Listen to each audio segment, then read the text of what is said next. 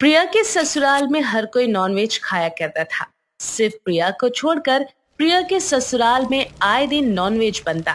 बेचारी प्रिया नॉनवेज बना बना कर गुस्से से आग बबूला हो जाया करती। ऐसे एक दिन सास मनोरमा प्रिया से मटन बनाने के लिए कहती है। प्रिया बहू, कई दिनों से हमने मटन नहीं खाया है। एक काम कर, आज तू मटन बना के तैयार कर दे। बहुत मन कर रहा है मेरा मटन खाने का। पर मम्मी जी, मुझे मटन बनाना नहीं आता है क्योंकि मैंने आज तक मटन नहीं खाया है। अरे पर तुझे मटन बनाना नहीं आता इसका क्या मतलब है? अरे तू इस घर की बहू है और तेरी जिम्मेदारी है कि तू हम सबका ख्याल रखे। जा जा जाकर मटन बना ले।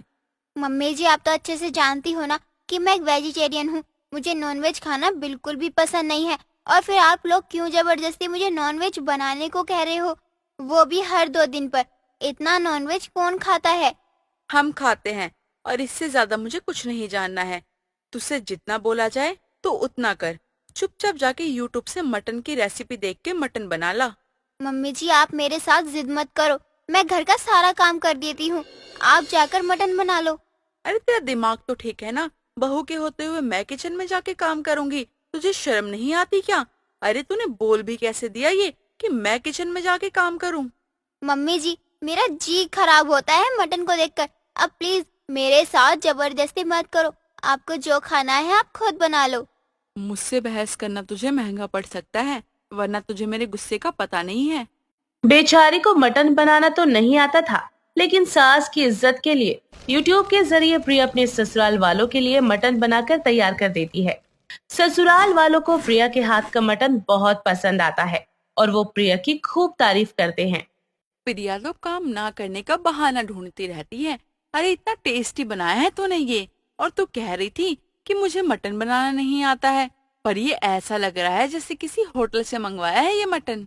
क्या करूं, मजबूरी में मुझे वो काम करना पड़ता है जो मैंने कभी नहीं किया।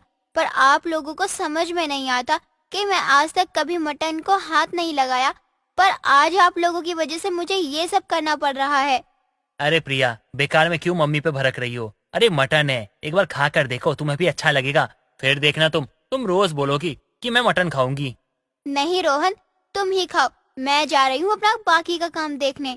ऐसे ही 2 दिन बीते नहीं थे कि प्रिया का पति रोहन प्रिया को चिकन करी बनाने के लिए कहता है। बेचारी पूरी तरह से परेशान हो जाती है और गुस्से में अपने पति से कहती है। रोहन, तुम्हारा दिमाग तो ठीक है ना? अभी 2 ही दिन हुए थे मटन बनाए हुए और आज फिर तुम चिकन करी बनाने के लिए बोल रहे हो। अरे मैं भी तो इंसान हूँ ना, मुझे जीना है। ये सब देखकर कभी कभी तो ऐसा महसूस होता है जैसे मैं कोई इंसान नहीं बल्कि कोई कसाई हूँ, कसाई। यार इतना कौन सोचता है? तुम्हारा दिमाग खराब हो चुका है सच में। वैसे एक बात बताऊं, जब तुम खाने लग जाओगी ना तो तुम खुद बोलोगी यार रोज बनाते हैं और रोज खाते हैं। ना तुम मंगलवार देखोगी ना ही कोई दूसरा दिन देखोगी। प्रिया को गुस्सा आता है और वो मजबूरी में किचन में जाती है और अपने पति और सास के लिए चिकन करी बनाने लगती है। देखते ही देखते कुछ दिन बीत जाते हैं। अब सावन का महीना लगने वाला था, इसलिए मनोरमा अपने बेटे रोहन से कहती है। रोहन देख, ऑफिस से आते आते कहीं ना कहीं नॉनवेज मत खा लेना, क्योंकि सावन लग चुके हैं और सावन में नॉनवेज बिल्कुल नहीं खाना चाहिए। अच्छा ठीक है माँ, वैसे भी आपको पता है सावन में मैं नॉनवेज खाता ही नहीं। हाँ, क्योंकि सावन में शिव जी की पूजा करते हैं और पूजा पाठ करने वाले लोग ये काम नहीं करते हैं। ऐसे ही सोमवार के पहले सोमवार में मनोरमा व्रत रखती है और 2 दिन बाद प्रिया अपनी सास से बोलती है। मम्मी जी, मुझे ना नॉनवेज खाने का बहुत मन हो रहा है। आज मंगवा दो ना आप। अरे तेरा दिमाग तो ठीक है ना? सावन में नॉनवेज कौन खाता है?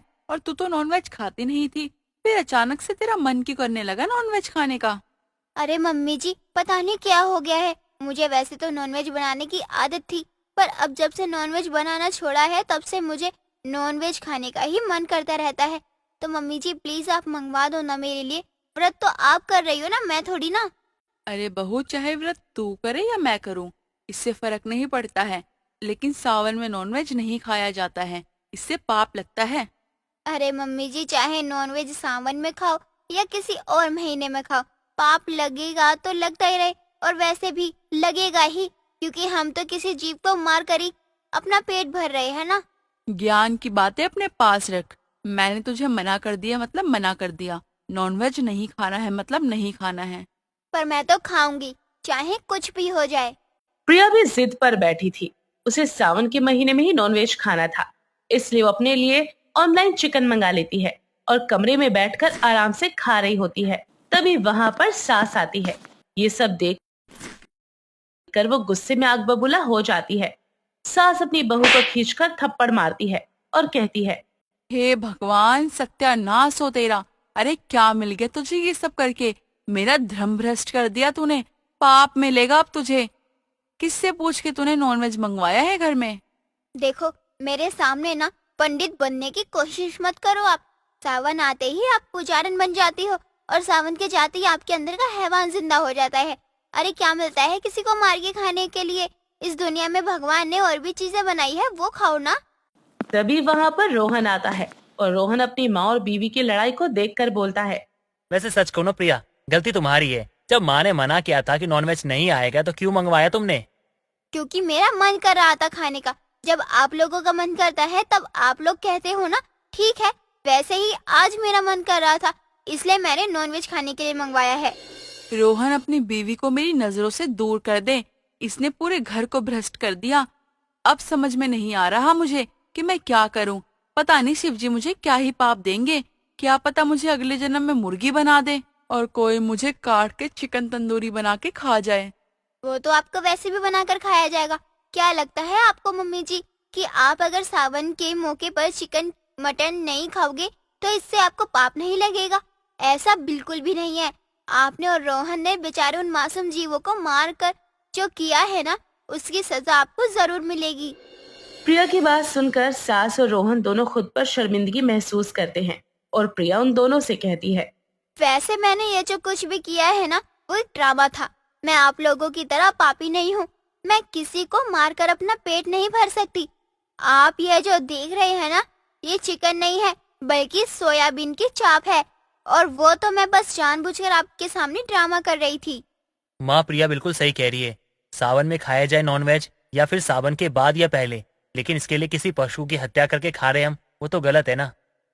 इस तरह से रोहन और उसकी माँ को समझ आता है कि किसी को मारकर खाना किसी पाप से कम नहीं है, चाहे वो पाप सावन के मौके पर हो या फिर कभी और। इस बात से कोई फर्क नहीं पड़ता, क्योंकि पाप तो पाप ही होता है।